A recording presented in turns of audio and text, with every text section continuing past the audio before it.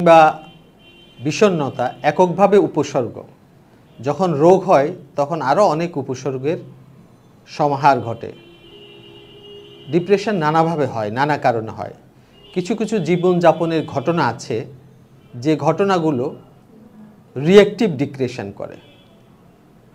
তো যার মধ্যে এই প্রবণতা থাকে সে নানা ধরনের স্ট্রেসফুল সিচুয়েশনে, যে সিচুয়েশনগুলো সে মোকাবেলা করতে পারে না, রিঅ্যাকশান ঘটে, তার প্রতিক্রিয়া হয়, প্রতিক্রিয়ার ফলে ডিপ্রেশন আসে।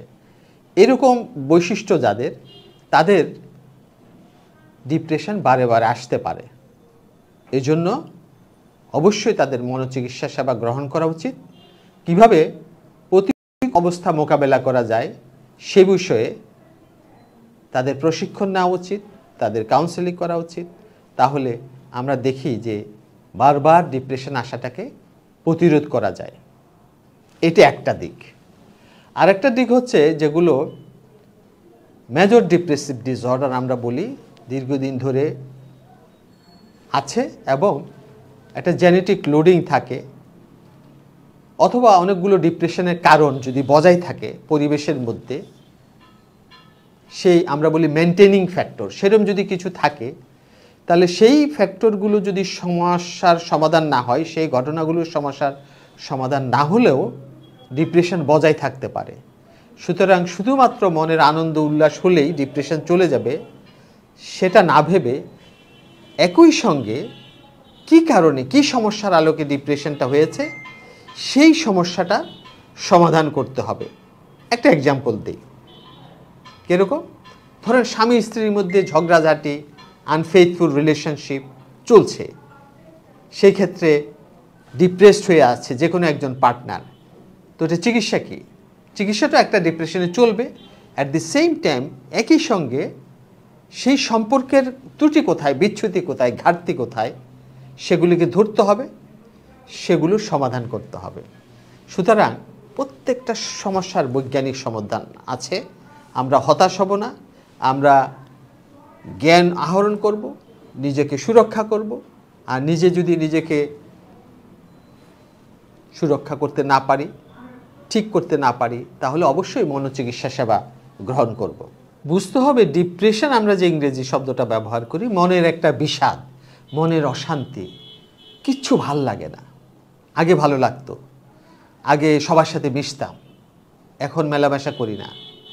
আগে সবার সাথে কথা বলতাম, হইচই করতাম, এখন নিজেকে গুটিয়ে ফেলেছি। আগে বই পড়তাম, গান শুনতাম, এখন শুনি না।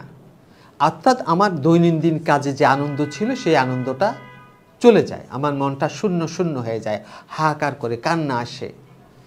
এই বেসিক যেগুলো ঘুমের সমস্যা হয়, ঘুমটা ভোর রাতের দিকে ভেঙে যায়, অথবা ঘুম আসে না, অথবা ওজনের পরিবর্তন হয়, অথবা খাওয়ার রুচির পরিবর্তন হয়, কমে যায়, অথবা মেয়েদের মাসিকের পরিবর্তন হয়, অথবা আমাদের লিবিডো কমে যায়, প্রবৃত্তিগত ইচ্ছাগুলো কমে যায়। এরকম যদি দীর্ঘদিন চলতে থাকে, বিশেষ করে 14 দিনের বেশি পেরিয়ে যায়, তখন আমাকে বুঝতে হবে যে আমার বিষাদ রোগ হয়েছে। তো সেই রোগ হয়ে গেলে নিজে অনেক সময় উদ্যোগী হয়ে চিকিৎসার জন্য আসতে পারে না। এই জন্য প্রধান দায়িত্ব হচ্ছে যারা কাছের জন, বন্ধু, কলিগ, স্বজন, পরিবারের সদস্য, তারা কিন্তু বুঝতে পারে যে আমাদের প্রিয়জনের অনেক কিছুই বদলে গেছে, আচরণ, কথাবার্তা বদলে গেছে, তারাই একটা উদ্যোগী হয়ে নিয়ে আসতে পারে। ব্যক্তি কিন্তু ততটুকভাবে বুঝতে পারে না যে আমাকে চিকিৎসার জন্য যেতে হবে, কিন্তু বুঝতে পারে যদি তার জ্ঞান থাকে। অবশ্যই বুঝলে আপনারা চিকিৎসার জন্য আসবেন। যেমন করে ডায়াবেটিসের চিকিৎসার জন্য ডায়াবেটিক হাসপাতালে আপনারা যাচ্ছেন, হার্টের রোগ হলে যেমন কার্ডিয়াক সার্জন, কার্ডিওলজিস্টের কাছে যাচ্ছেন, তেমনি মনের মধ্যে বিষাদ এলে মনের চিকিৎসকের কাছে যাবেন, বোল্ডলি যাবেন, মাথা উঁচিয়ে যাবেন, প্রকাশ্যে যাবেন। আমি এদেশের একজন সেলিব্রিটি একটি মেয়েকে চিকিৎসা করেছিলাম এবং সে আত্মহত্যার চেষ্টা করেছিল 3 বার, প্রায় মরে গিয়েছিল। সেই মেয়েটি চিকিৎসা করার পর ভালো আছে, এখন সমগ্র দেশ জুড়ে তাকে চিনে, সে সবার কাছে বলে বেড়ায় যে মোহিত কামাল কাছে চিকিৎসা করেছিলাম, মোহিত কামাল আমাকে ভালো করেছে। আমি তাকে বলি যে এটা বলে বেড়াও না, কিন্তু বলে যে কেন বলবো না, যে চিকিৎসা আছে, আমি সবাইকে জানাতে চাই। তো এরকম এটা লুকোচাপার ব্যাপার নাই। যখন আপনি প্রকাশ করবেন তখন দেখবেন যে চিকিৎসার জন্য আসবেন, লোক লজ্জার ভয়ের কিছু নাই। মনের রোগ হচ্ছে দেহের রোগের মতোই অসুস্থতা। দেহের রোগের জন্য আমরা যেভাবে যাই, মনের রোগের জন্য আমরা সেভাবে আসব।